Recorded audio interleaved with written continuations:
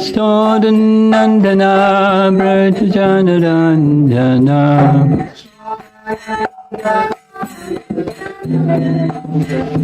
Jamunatira Vanam Jadi Jamunatira Vanam Jadi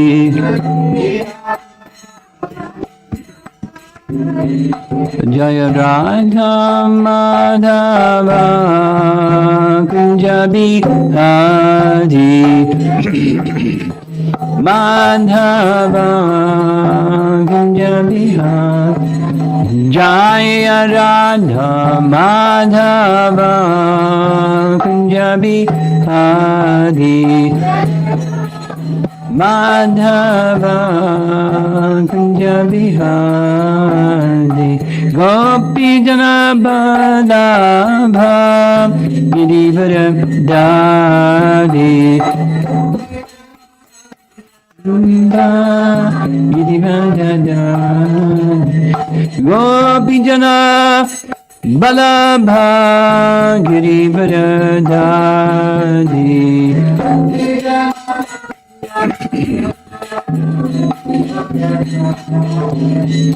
Jasodanandana Brajanarandana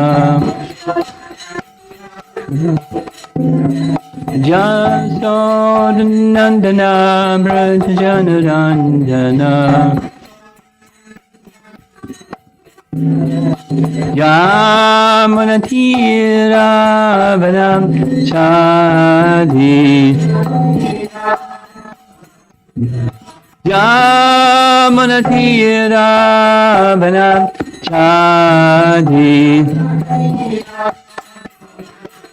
Jaya Radha Madhava Kunjabi Adi Madhava Kunjabi Adi Jaya Radha Madhava Kunjabi Adi Madhava Kunjabi Adi Jai Om Vishnu Pad Paramahansa Parivijagacharya Ashtatara Satasi Srimad His Divine Grace is the Bhaktivedanta Swami Srila Prabhupada Ki Grantaraj Srimad Bhagavatam Ki Gaura Premanandi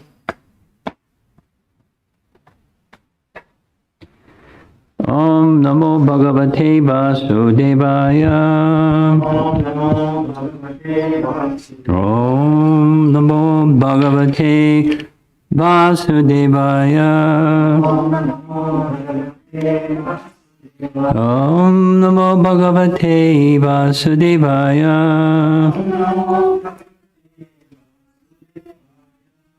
We'll continue with 10:14:34, and we should be able to complete this verse for this morning. Brahma prays, my greatest possible good fortune would be to take any birth, whatever, in this land of Gokula,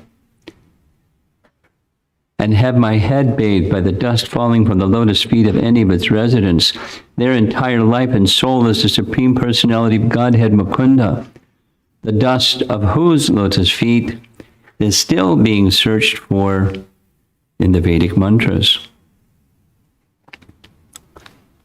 Jiva Goswami, in his commentary, writes, praising the great glory of the inhabitants of Braja, Brahma develops humility and indicates that, being counted among them, he boldly also desires service at Krishna's feet, meaning like them, that kind of service that they have. Then he prays, greatly respecting the dust from the devotees' feet. The word iha, or here, indicates that he rejects the 5 types of liberation since they are unfavorable for service. My liberation is my birth in Braja, in Vaikuntha. So meaning previously, you heard this in the other commentary, he was aspiring for liberation. His two things: presiding over the universe that he has constructed and aspiring for liberation. So now he's lost interest in both of those things. In Vaikuntha there is Salokya, etc. What does Salokya mean? It means having residence in the planet of the Lord. But in Mathura there are forests such as Gokula, where there is grass and dirt. There I can see covered in the dust from their feet. There I can be covered in the dust from their feet with an internal sense of service to Krishna. He wants a bath in the dust of Raja because he is greedy for the perfection of all his limbs. Krishna. Why do you not pray for birth as a cowherd directly? Brahma. Bhagavan, the life of the people in Gokula is impossible to attain by one's own effort, since he is the supreme. He is attained as the giver of liberation, Mukunda, not as the giver of bhakti yoga, but Krishna's devotees in Braja cannot live for a moment without bhakti yoga. Thus, the name Mukunda is uttered out of the greatest prema. In other words, he's not praying to become a cowherd boy because that's not attainable, but the residents of Braja can give that position because they're carrying bhakti fully. And they can give it. They can give that kind of bhakti. Clear? How should I attain Krishna, who is so unapproachable by other methods, Gyan and karma, and has prema difficult?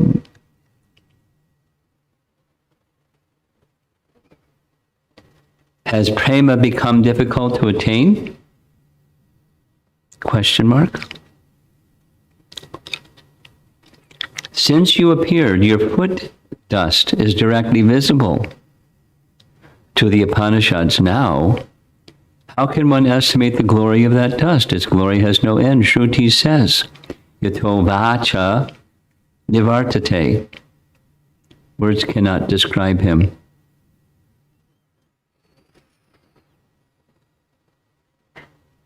So,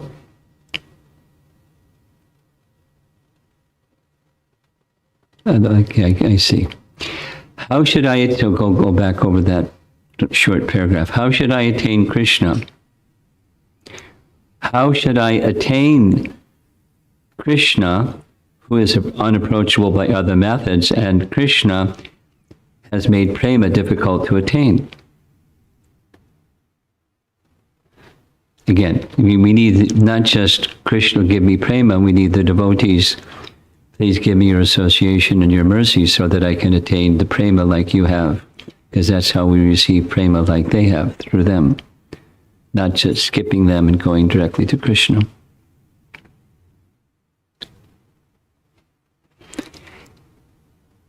It's repeatedly been said that the Upanishads cannot discern or approach the dust from the feet of Krishna. The Upanishads cannot approach or touch. Like we heard in chapter 12, the yogis, the cowherd boys, they're playing with Krishna. The yogis who fix their mind upon the personality of Godhead in their meditation cannot touch a particle of dust from the lotus feet of the Lord. So the yogis and the Upanishads don't have that access. The residents of Braja have that access. to the dust of Krishna's feet, and the dust of their feet gives one access to that particular type of prema. The giver of prema is Krishna, but he gives prema to those who have made very dear to them, those who are dear to Krishna.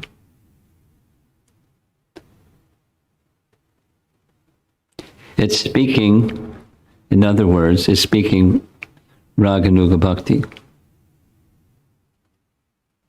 Now, Vishwanath was really overt about it, and Jiva is less overt, but it's just clearly there. And because the residents of Vrindavan are moving about, giving dust from their feet, by that contact, the Upanishads now, at least notionally, have understanding, approach to the dust of the lotus feet of Krishna. How can one estimate the glory of that dust? Its glory has no end. Then he quotes the Shruti from Taittiriya Upanishad. Words cannot describe him. This is one of those nirvachaniya or achintya. The dust of Vrindavan has the potency of Krishna. And the potency of Krishna is unlimited. So how can you understand the merit of the dust of Vrindavan when Krishna is inconceivable and the dust has the potency of delivering Krishna?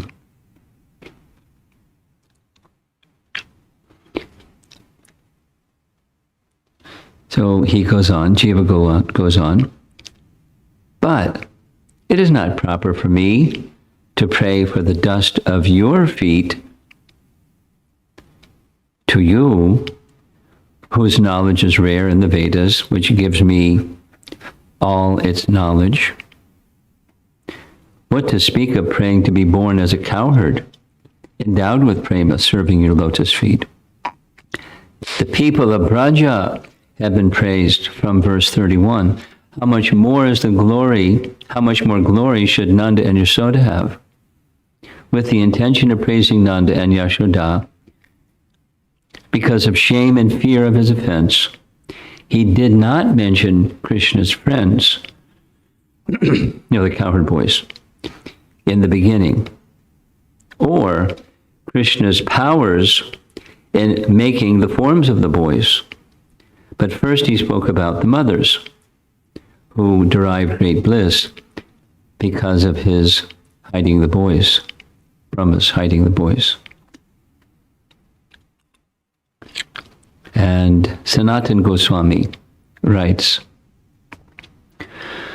with a desire for bhakti like that of the people of Braja, or with a desire to serve their lotus feet, Brahma now, in 5 words, rejects the 5 items, including liberation, which are unfavorable for this type of bhakti. With the word janma, or birth, he rejects liberation. With the word iha, or here, he rejects swarga. With the word kim api, he rejects being a brahmana. Brahma is a brahmana. With the word atavyam, in the forest, he rejects mathura. With the word gokule, he rejects tapovan and other forests. He wants to be a Gokula Vasi. He wants to be with Krishna. Specifically. Kimapi can also indicate he could be some low grass. The grass, that grass, reaches perfection by being bathed in Krishna's foot dust, from head to foot. Or, this is alternative readings of the Sanskrit, out of greed, bathing indicates that all his limbs should be successful. Or, bathing in the dust only once is indicated. This dust is full of all holy places. Krishna's foot dust is sat. but not attained by the Shrutis. At this time, Adyapi, when he appears in the world. So, in other words, study of the Upanishads or the mantras from the Vedas cannot give you access to Krishna's lotus feet. They serve for other purposes. They serve for bringing one upa, nishad, they bring one closer to, but they don't bring one in direct contact with. There are some exceptions. Gopal Tapani is one. Brahman is praised as the feet of the Lord in the Shrutis. Taittiriya says, Brahma puchcham pratishta. Brahman is the base. Or Kathopanishad says, Tad Vishno Paramam Padam. The wise see the supreme place of Vishnu. However, the Shrutis recommend karma and gyan. In the Shrutis, if the Shrutis had actually attained Krishna, which means giving up those sadhanas on attaining the goal, they should not have advised jnana or karma by praising them.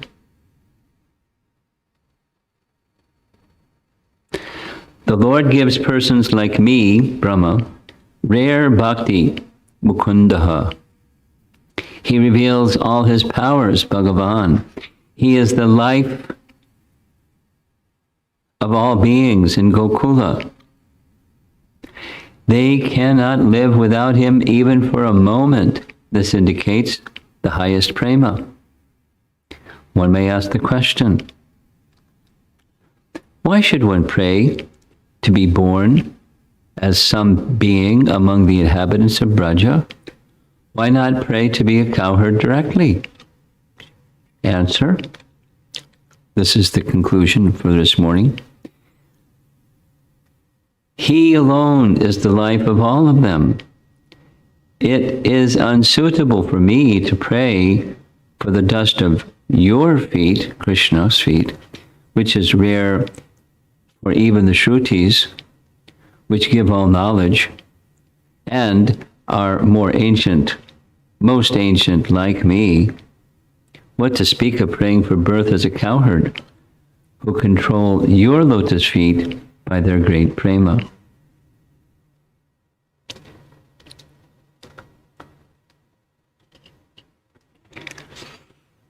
See what our acharyas are doing?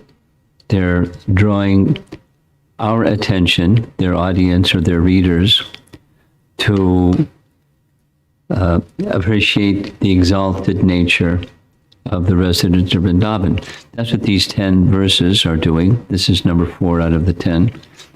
And he is specifically asking for the highest possible attainment is to take birth somewhere and to get dust from the feet of the devotees. And so the devotees are so exalted in their love for Krishna that Krishna is controlled by their love. He who is the controller of everything is controlled by the love of the Brijbasis, which means they're the controllers. But their control is out of service with love. Service with love controls the supreme controller. Now, where in theology is that understanding found elsewhere?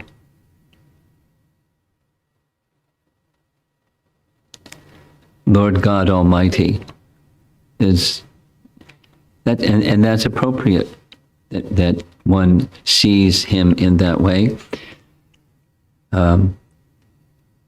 Those who, it's because we've been focusing on 10th canto, and by the way, now that we finished with the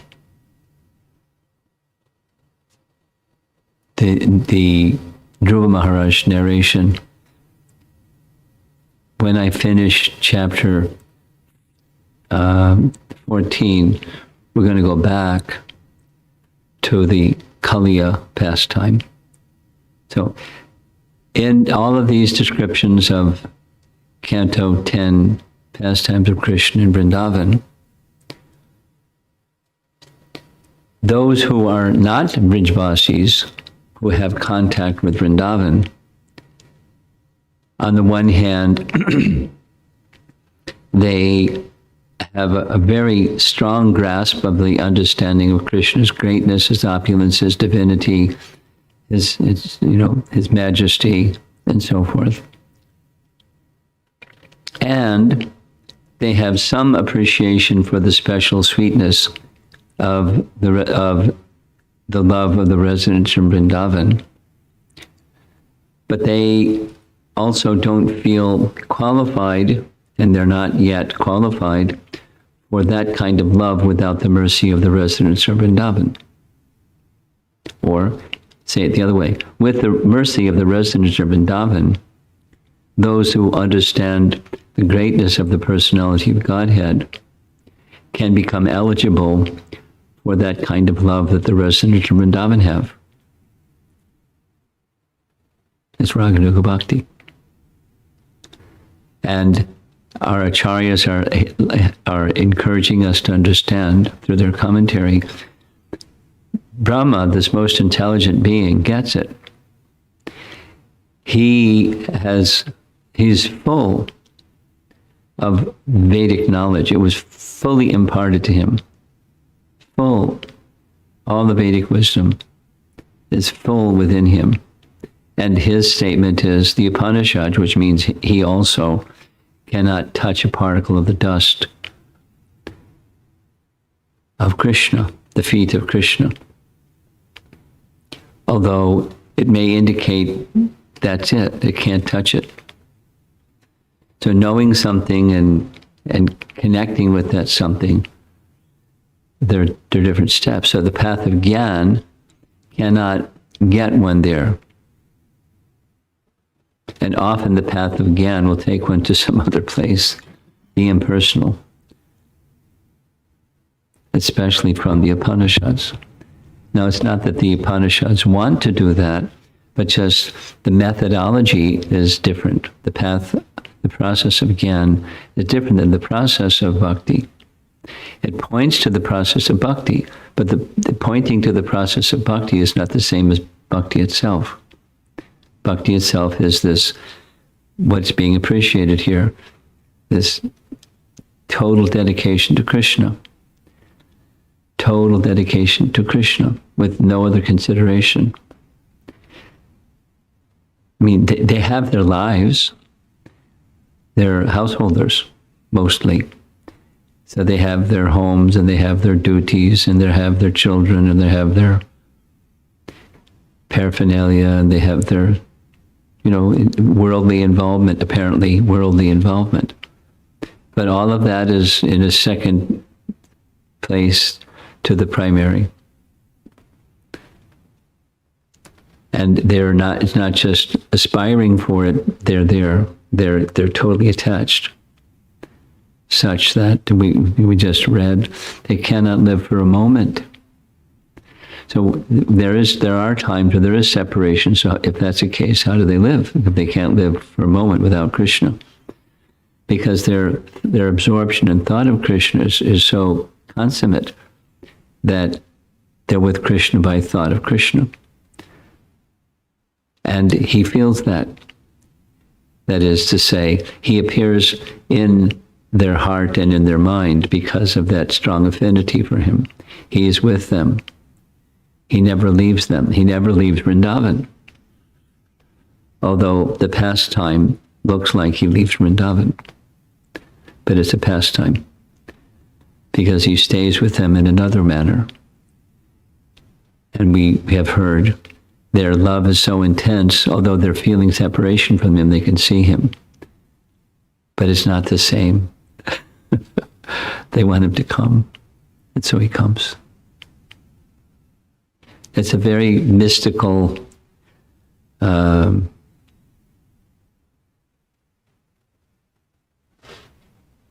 phenomena.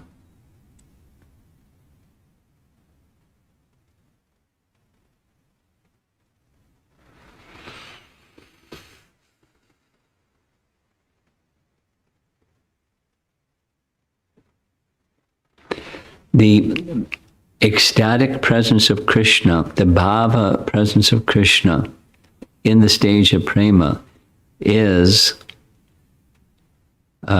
consummate, or the same, it's like Krishna's pastimes, his prakat and aprakat pastimes. For those who are in this ecstatic stage, totally absorbed stage, they have all those feelings that are so intense. Krishna is there, although Krishna is not there. And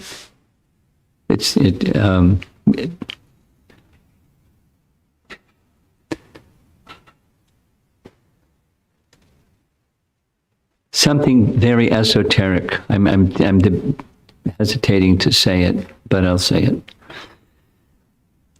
In Brihad Bhagavatamrita, unlike any other place that I'm aware of, in Brihad Bhagavatamrita, Sanatana Goswami says two astounding things. One, again and again, Krishna returns to Vrindavan. And he stays with the Brijbasis for some time, and when he returns, their love is so intense, they just forget that he left. And then he leaves again, and there's another, Krura coming, and the scene of the intense emotion and all that, the madness they go through. Krishna leaves. And then again, Krishna comes, and they forgot completely that Krishna had left. And it's a bhava experience that's beyond, our binary processor to comprehend. That's why I was hesitating to get into it, because I haven't seen any description like that any other place. And not only that, part two, maybe you remember during Vyasa Puja, Raghav Bhatt was asking a question about, are there demons in Vrindavan? So we've been having some exchange since Vyasa Puja.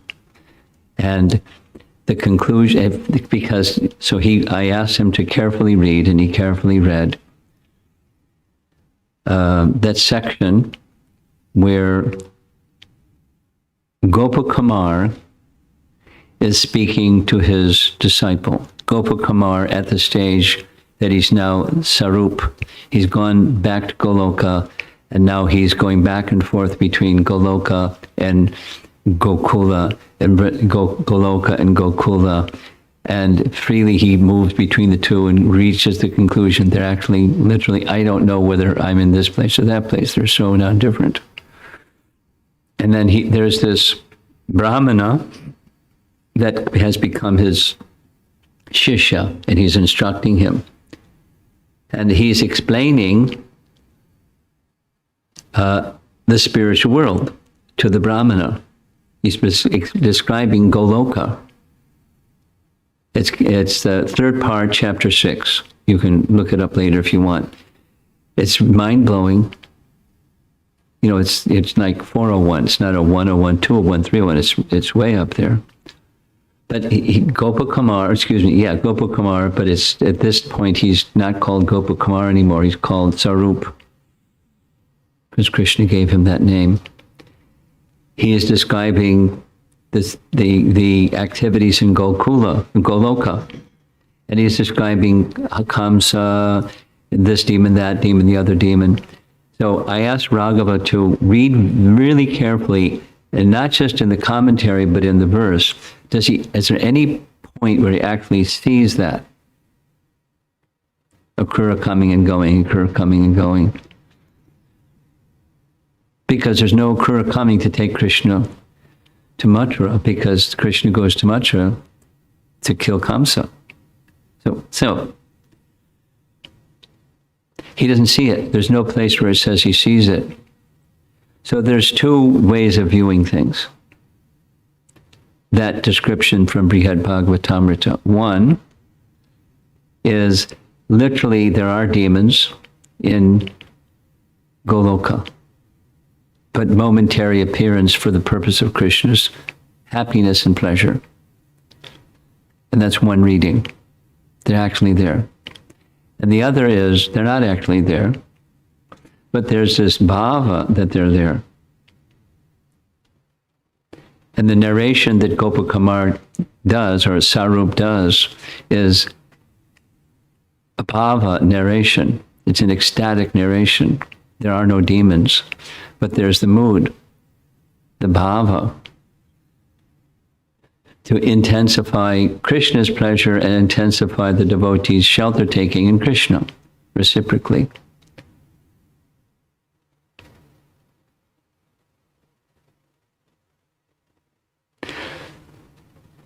Shiva Maharaj in his writings has taken the first of the two. There's actually demons. Noting that Prabhupada has said repeatedly, there's no demons. But then he gets into this really delicate thing of saying, rather than repeating improperly, there's another way to look at this, or there's a more complete understanding, and that's then he gives the more complete understanding per Sanatana Goswami, and that's his reading of what Sanatana Goswami writes.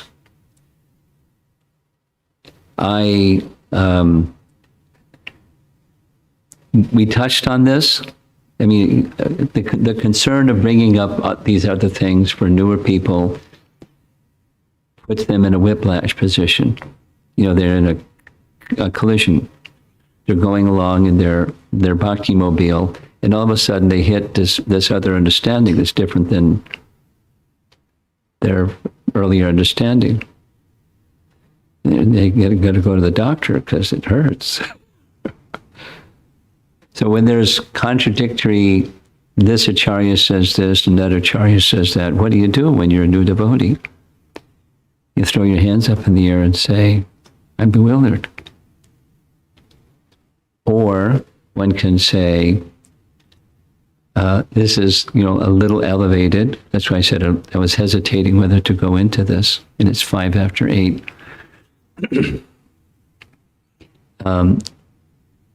Brahma Samhita, text 61, the Sanskrit says, Yadrashi Shadha Tadrashi, Siddhi Bhavati Tadrashi. Whereas this, so that. It's similar to, it's not the same, but yavat tavat. That's when there's a metaphor comparison, something known, something unknown.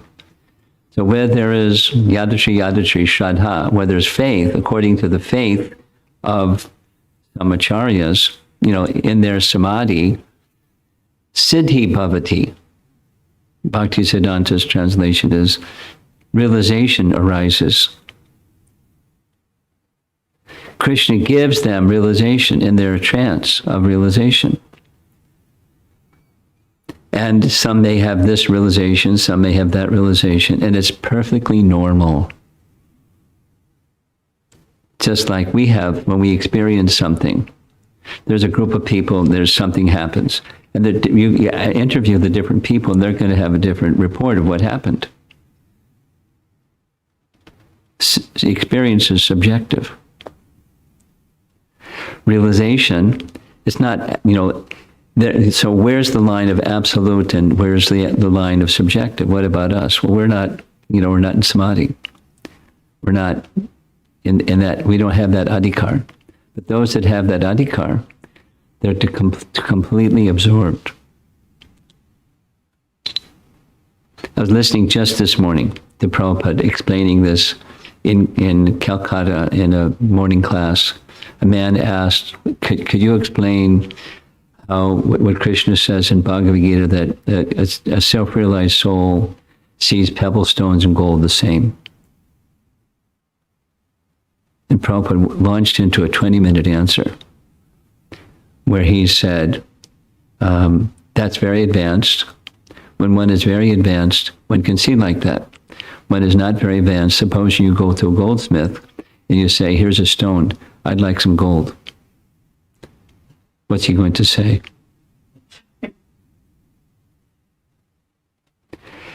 So for those that don't place value in the temporary, they see them the same. But that's a very advanced stage in practical terms. So one's realization, and he went on to describe the Sanatana Goswami, the touchstone story, because Sanatana Goswami was of the position that the touchstone can, it's insignificant, because the valuable thing is significant. Now, how does he, Sanatana Goswami, or another person view that most valuable thing? It's going to differ, isn't it? The answer is yes. Is it going to differ according to their relationship with Krishna? How they value something? I mean, let's say the name, how they value the name. We heard yesterday when Dhruva was before the Vimana coming from Vaikuntha, he was bewildered, but he just spoke the names of the Lord.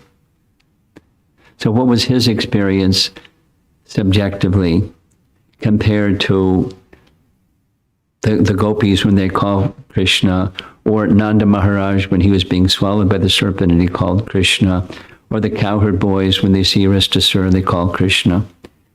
Subjectively, it's, the principle is absolute. The realization is going to be different, isn't it? It's rasa-based. It's one's relationship with Krishna-based. So similarly, Sanatana Goswami's understanding of bhava expansions of Krishna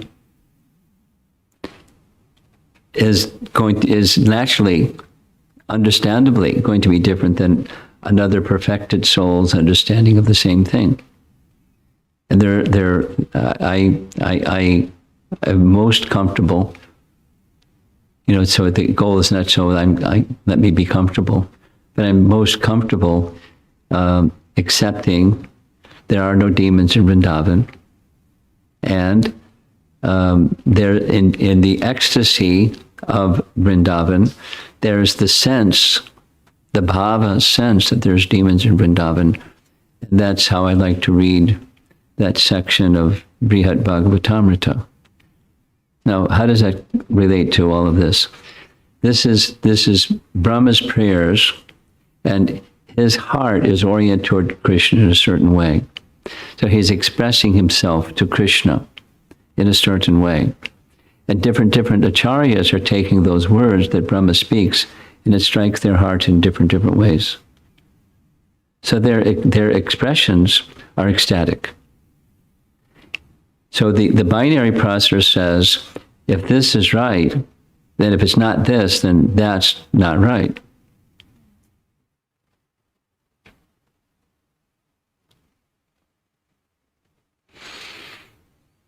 It's like testimony in a court. The eyewitnesses say da-da-da-da, but you'll get different eyewitnesses saying differently. It's just experience of the same thing is going to be different. So now what are we supposed to do? We're followers, and what do we know about anything? We know about that which is beyond our capacity to know through descending authority. And now we're hearing some possibility of authorities disagreeing.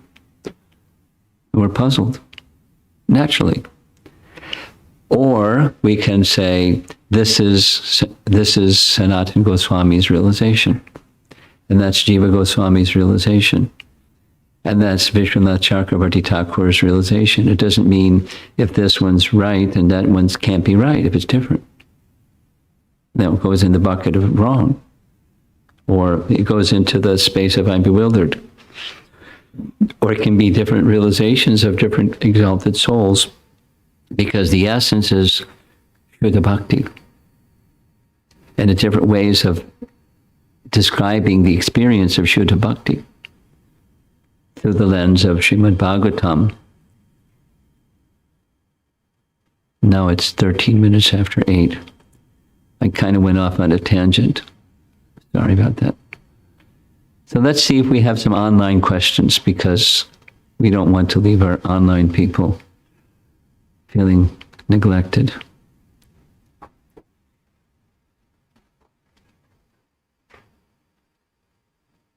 Go ahead.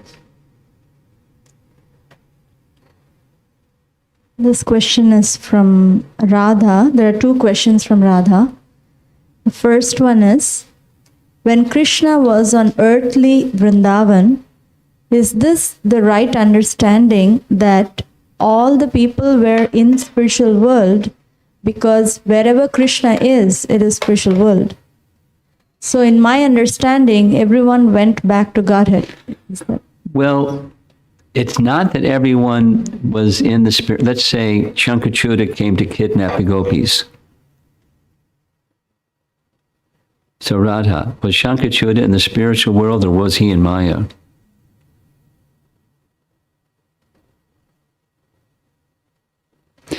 He wasn't just like an actor on the stage. Okay, my part is to let Krishna, let the gopis feel some anxiety. Krishna comes and rescues the gopis and chops off my head.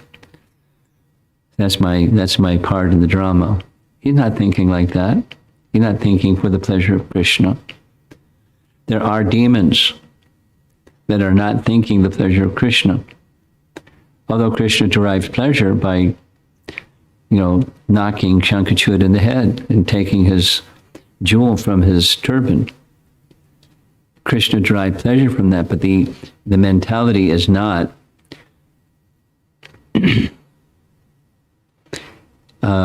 they're in the spiritual world. The mentality is not they're in the spiritual world. Now, the answer to your question, did they all go back to Godhead? They all achieved liberation. Those killed by Krishna achieved liberation. Different types of liberation, but liberation. Next. The second question has two parts. So, when Krishna was about to kill Rukmi after kidnapping Rukmini, Lord Balaram said that Krishna acted improperly because it is dreadful to kill or disfigure Rukmi. There are two questions. A, is it not that everyone is relative of each other and in one way or the other, but we just don't know it? So no one should kill no one.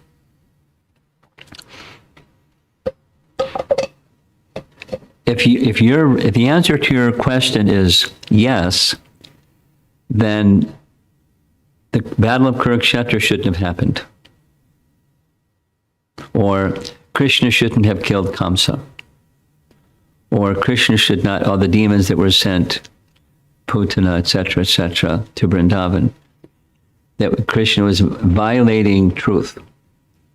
If the answer to your question is yes, then Krishna was violating truth. So the answer to your question can't be yes. There's circumstances when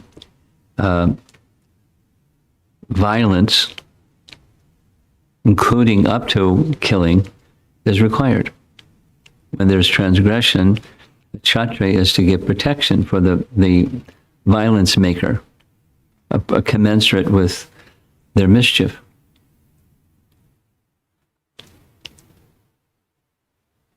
And when that is done according to the codes of Dharma, then that is to be done. Even with the premise, because we're all ultimately related to Krishna, his parts and parcels. If Krishna's parts and parcels ultimately do something that's against their interest and against the interest of the codes of Dharma, they're to be dealt with by the right people, qualified people. Next. Part B question related to this is, also during Kurukshetra war, Pandavas killed Kauravas who were cousins. So how was that okay? And Lord Balaram had no problem at that time. How to understand all of this?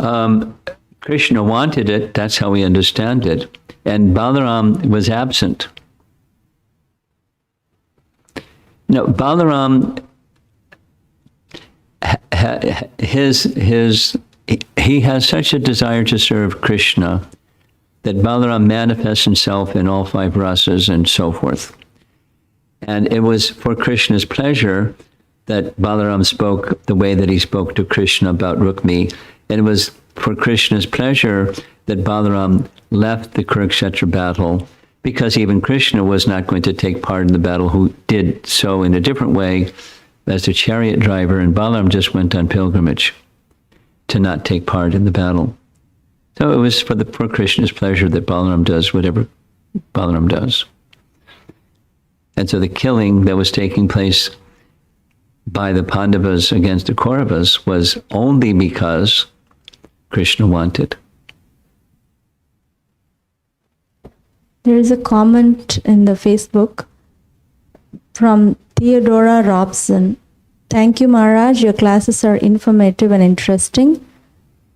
Trayadisha Dasi now at New Vrindavan, but from Boston, 1970. From Boston what? 1970. Oh. She's now where? NV? New Vrindavan. That's Trayadisha. She's writing? Yeah. Wow. Haribol Trayadisha. Huh. I remember her very well. From Boston. The next question is from Sri Radhika Mataji. Will it be correct to say that the tendency to have a binary processor... Having a what? Binary processor? Binary processor. Tendency towards such conceptions in bhakti serves the candidate well in his infancy. Therefore, while assisting a new explorer, this tendency is to be delicately encouraged? Yeah. I mean, the goal is to bring the mind to Krishna, and to get the mind to Krishna, you have to deal with the fact that a binary processor is going to do a 1 or a 0. You're thinking, in other words, this is wrong and this is right. So it doesn't mean, so to encourage the person, we don't say, shut your binary processor off, just turn it into the off position. We don't do that. We encourage careful consideration in, this and that, weighing things. And the effect is to strengthen the intelligence, because the intelligence can then steady the mind and making right selections. This question is from Sneha Valli Mataji. I'm thinking of the first verse of Namashtaka by Srila Rupa Goswami. There he says that Upanishads are constantly worshipping the lotus feet of Krishna. What does it... It says specifically the effulgence from the jewel-like Upanishads are reaching towards the tips of the toes of the lotus feet of the holy name.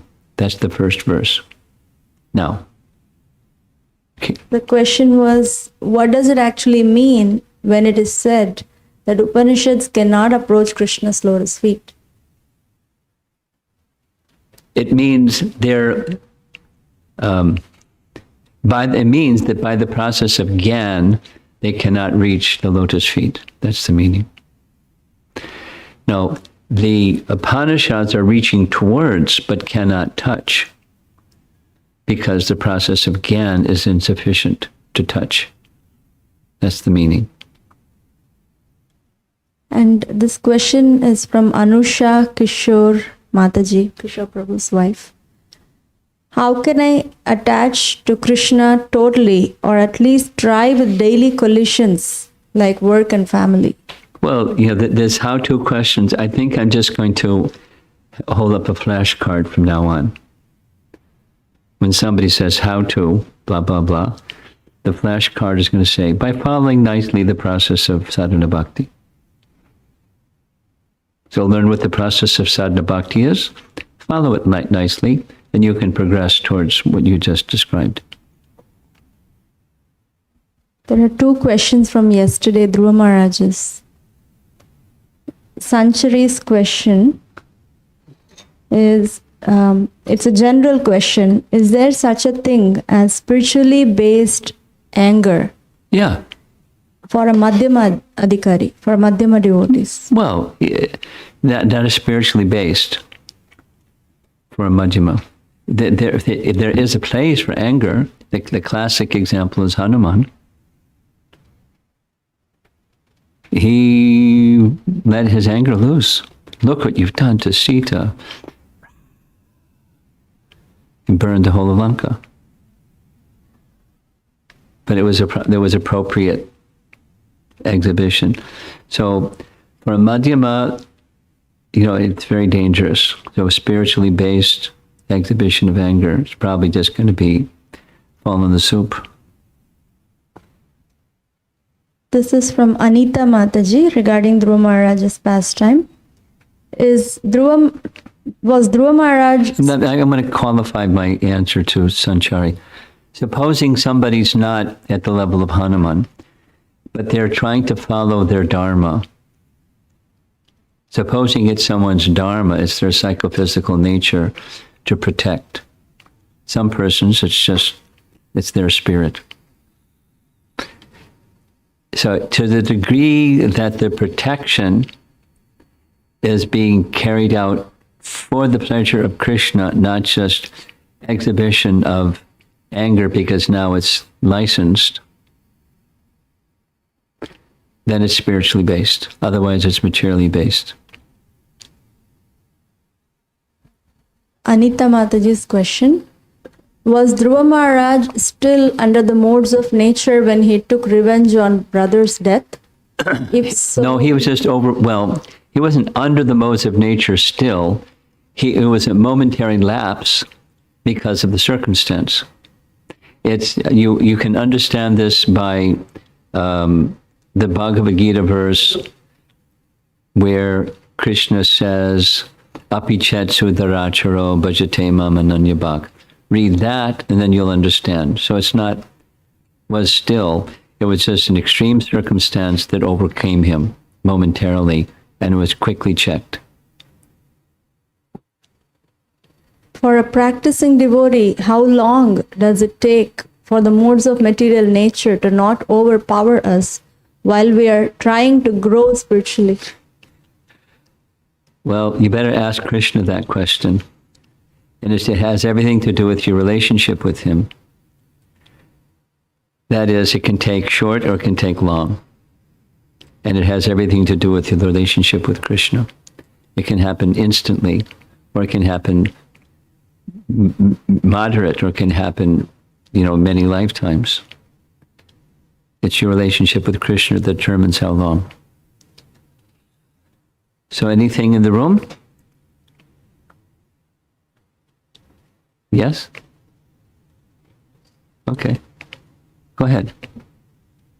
And we're not going to go back to online. Hare Krishna Maharaj. Maharaj, you mentioned that the Vrijavasis, they were so totally dedicated to Krishna that their thoughts and love was so intense and they were completely absorbed in him. They could not live without him for a moment. So, however, in order to get the mercy, any mercy like the dust of the foot from the lotus feet of Krishna, one has to go through the devotees. Yes. So what should our absorption be in? We have devotees. We go through those devotees. That's what our absorption should be. And we have, as Madhyamas, there's very advanced devotees, there's advanced devotees, there's peers, there's less advanced devotees, there's very beginning devotees, there's grades of stages of devotion, and we associate and extend ourselves appropriately, but it's always respect goes to the bhakti that's within that devotee, even a new devotee. Respect to the bhakti that's within that devotee in differing degrees. That's what we do. It's the Madhyama. Maharaj, the other thing is, you mentioned that if the Shrutis were, that they, I mean, I don't, I didn't write exactly what. I'll edit it. You just say it. Then they would not glorify jnana and karma. The commentator was saying they do. Right. And because they do, they're not yet at the lotus feet of Krishna, because they, by those two processes, one cannot touch the lotus feet of Krishna. Okay. However, they are processes that on the way towards. Well, that's why they present that, because it's, some persons aren't ready. For those that aren't ready, here's a means to become elevated this way, elevated that way, elevated another way, rather than just it's a 1 or a 0. So there are processes that are meant for elevation towards what? And they may not speak about the towards what. And that was, for example, that was Vyasadev's despondency, having compiled all the Vedas. Well, you haven't sufficiently expressed the importance of Krishna's lotus feet. So it wasn't wrong, what he did. And what the Vedas say is not wrong. It's just not the completeness. And it's there for those that aren't ready. If it was just that one option, they'd go they'd just be animals. So it's gradations of elevation, means for that. Thank you, Maharaj.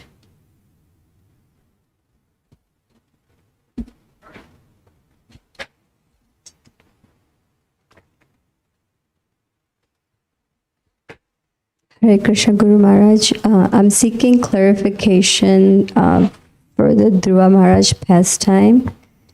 Dhruva Maharaj, in the last night lecture, you said he's in Dasya Rasa. So when I heard Dhruva Loka, I thought he's the one residing in the Dhruva Loka. That's okay. He's presiding in Dasya Rasa towards the Lord. So that Loka is Vaikuntha Loka. Yeah. So he is serving the Lord in Dasya Rasa there, Yeah. in that Loka. Yeah. So all in the Vaikuntha Loka, is that the only rasa that exists? Dasya Rasa? That's another question. I had a long discussion with Gopi Pranadana Prabhu on this topic. Gopi Pranadana Prabhu, he's the one that did all the Sanskrit translation and the commentary for Brihad Bhagavatamrita and Laghu Bhagavatamrita, Prabhupada disciple, Sanskrit scholar, and etc. So we had a discussion on this topic, and it was during a period of time he was living in the New Jersey temple. His Sanskrit school in Govardhan hadn't happened yet. So over a period of time, we were discussing this topic, and he reached the conclusion after studying and studying that the different rasas are there, they're just not in their fullness. Now, there's others who have reached a different conclusion than what Gopi reached. But, there's certainly Dasya, there's servitor, and there's the goddess of fortune. And that's not, service, but in conjugal love. But the emphasis is on Dasya. She's at his feet, massaging his feet.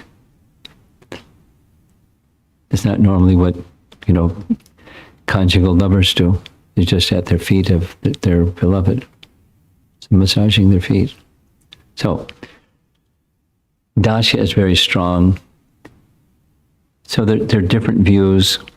I'm comfortable with the one that, because we looked at different references. I don't remember all of those details now.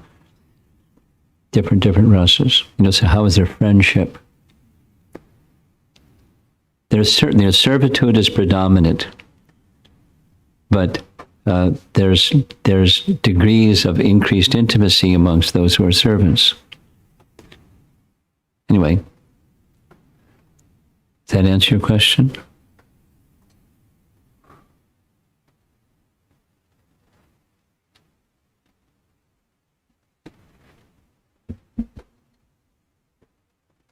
Hare Krishna, Guru Maharaj. Thank you so much for reading that commentary. Yesterday evening I was asking the question why Brahma was praying to become a blade of grass. I think the last paragraph, Vishnu Chakravarti Thakur is saying he doesn't want to be a controller. I mean, Brahma doesn't want to be a controller to become a copper. It was, very nice. So just one question, Maharaj, regarding the Upanishads. The purpose of all the Vedic literature is to bring one towards the Lord. Yes. Whatever stage they are. Yes. But and also it doesn't bring. Only bhakti will bring one to the lotus feet of the Lord, not the other processes. Yes. So a lot of times, but when we hear people who read the through Gnana process, Upanishads, they get into a different understanding. Of course. Yeah. So,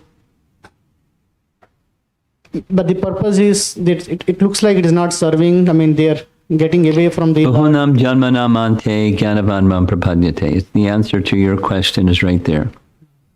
Many, many, many. How many? Bahu. That many. Gyanavanmam prapadyante. And what's the result? Vasudev sarvamiti. So to come to that position, they have some aversion to that position. That's why they're doing this other process. Yeah, one just a quick follow up on that. Even if somebody reads Bhagavatam without the purports, I mean, is it still people will get into that kind of? Yeah, the potency is there, but it's not. The understanding will not be full. This is Prabhupada's explanation of Bhagavad Gita. Without its purports, people won't understand the meaning. Will there be benefit? Yes. Will they get the meaning? No. Without purports, they won't.